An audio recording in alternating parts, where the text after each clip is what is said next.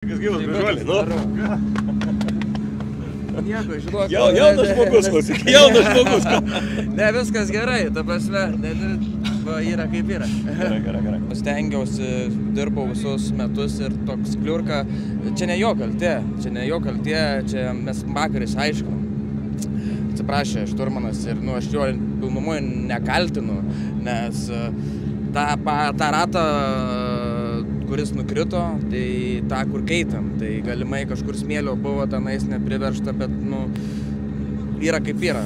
Lyderiai gal saugosis, o man nėra ko prarasti, tai gal man reiktų ir paspausti, bet ir nenoriu per stipriai spausti, nes kad ir ratų neprasikirščiau, tai nežinau, kokia ta strategija, žiūrėsim palei stage'ą, kaip bus, bet laukia ilga diena labai. Mes turim važiuoti iki pusę 5. Pusę 5 mes turim rasti tašką, kur mes stosim, tai įsivaizduokit, beveik 5 valandas važiavimo.